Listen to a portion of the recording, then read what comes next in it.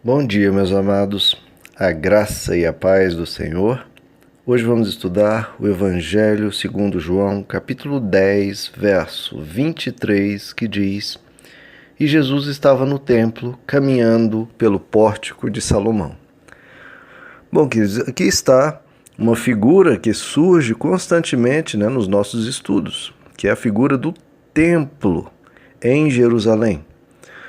E eu quis parar aqui um pouco nesse verso para podermos estudar a história do templo, de onde ele veio, de que templo estamos falando aqui no período de Jesus, o que ocorreu com ele, porque essa história percorre séculos e muitos desconhecem. Bom, tudo começa, queridos, quando Moisés tira o povo de Israel do Egito, e caminha com o povo pelo deserto em direção à terra prometida.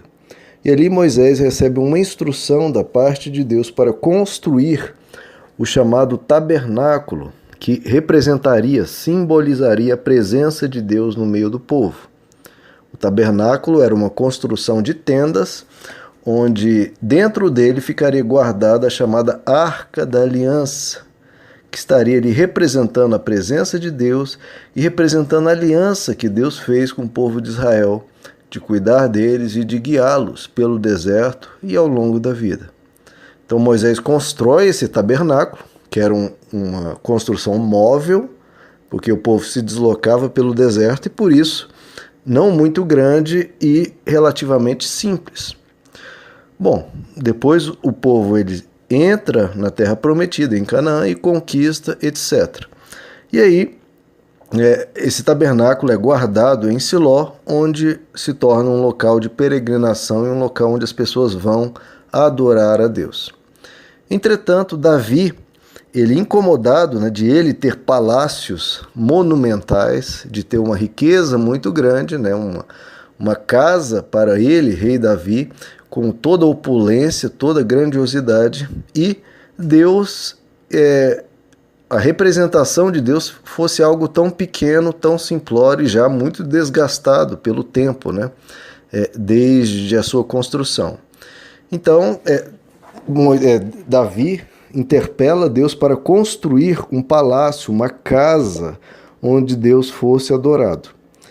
Deus, entretanto, recusa que Davi o construísse, porque Davi era um homem de guerra, um homem que havia derramado muito sangue. Então, Deus diz para Davi que ele guardasse, ele acumulasse o material necessário, mas quem construiria seria o filho de Davi, chamado Salomão, já que Davi era um homem de guerra, mas Salomão, o próprio nome, significa paz.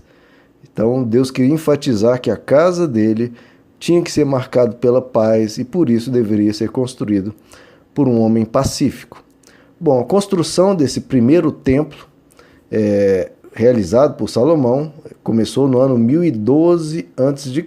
e a construção durou cerca de 7 anos, terminando então no ano 1005 a.C. O templo de Jerusalém, o templo construído por Salomão. Levou, como eu disse, 7 anos para serem construídos, e foram mais de 150 mil pessoas encarregadas dessa construção. Então foi um templo realmente grandioso, realmente magnífico. E o templo era localizado no Monte Moriá, que é o monte onde Abraão foi com seu filho para sacrificá-lo a Deus, e Deus o deteve. Então foi nesse monte, o Monte Moriá, onde foi erguido esse templo de Salomão. Então ele foi terminado o ano 1005, entretanto, em 586 a.C., ou seja, 420 anos depois, esse templo foi destruído por Nabucodonosor, imperador da Babilônia, porque o povo judeu se rebelou contra esse império, o Império Babilônico, que dominava boa parte do mundo de então. E então Nabucodonosor destrói o templo em 586 a.C., que era um período também que o povo estava muito e muito distante de Deus. Bom, o povo então de Israel é levado cativo para a Babilônia e permanecem ali presos e como escravos por 70 anos. Mas, após esses 70 anos, o Império da Babilônia é conquistado pelo Império Persa, e os persas liberam os judeus para voltarem para a sua terra natal, o que ocorre em 516 a.C., quando então é reconstruído o templo, é construído o chamado Segundo Templo, sob a orientação de um homem chamado Zorobabel, junto com outros, como Esdras e Neemias. Isso está registrado nos respectivos livros da Bíblia. Entretanto, esse Segundo Templo, como a nação de Israel era muito fraca, muito pobre, foi um templo muito mais simples. E além disso, não tinha diversos das grandes marcas, das grandes representações religiosas de Israel, como a Arca da Aliança, as tábuas dos 10 mandamentos, etc., não se faziam presentes nesse Segundo Templo. Havia uma novidade nesse templo, que agora tinha um espaço, um pórtico ali, um local onde aqueles que não eram judeus, mas queriam adorar ao Deus de Israel, poderiam estar ali próximo do templo. Bom, esse templo, que era muito simples, que foi construído no ano 516, Herodes, rei de Israel, ali no ano 20 a.C., decide reformar esse templo e fazer dele algo realmente grandioso.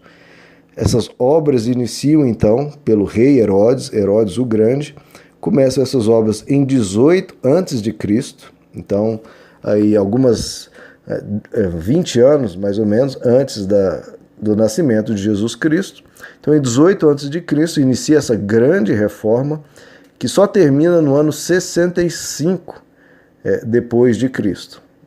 A gente vê algumas passagens quando Jesus se refere ao templo, e os judeus dizem, olha, por 46 anos esse templo tem sido reformado. Então, porque realmente foi uma obra de proporções gigantescas. Então, como eu disse, essa reforma se dá do ano 18 ao ano 65. Então, foram 83 anos de construção, até o templo ficar pronto e ficar belíssimo.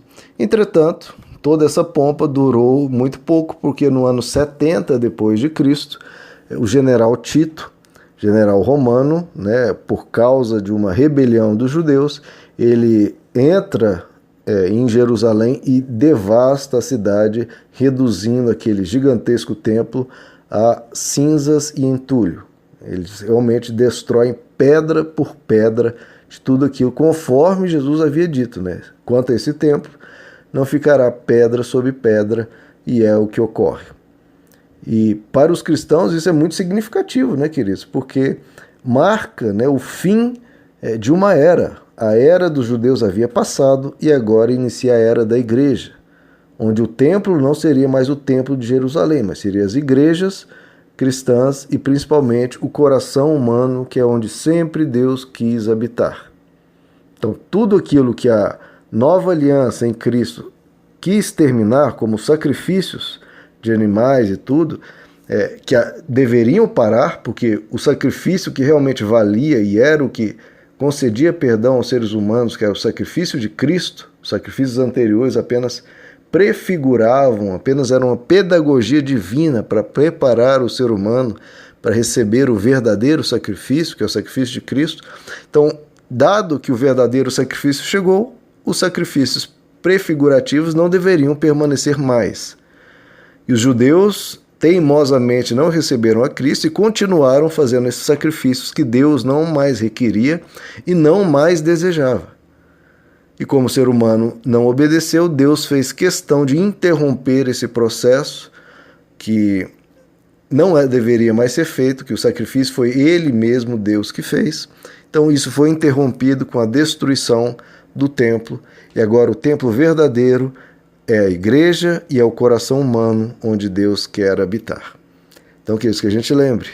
Então, de todos os templos, de tudo aquilo que foi consagrado a Deus, agora a gente deve buscar ao Senhor, como filhos dele, como pessoas consagradas a ele, como templos do Espírito Santo, e que nós, como templos, a gente se reúna na comunidade dos santos chamada igreja, onde é pregada a palavra, onde nos organizamos para abençoar pessoas, para orar por pessoas, para fazermos obras sociais, mas principalmente para que a mensagem do Evangelho continue transformando e resgatando pessoas. Meus amados, que Deus os abençoe. A graça e a paz do Senhor.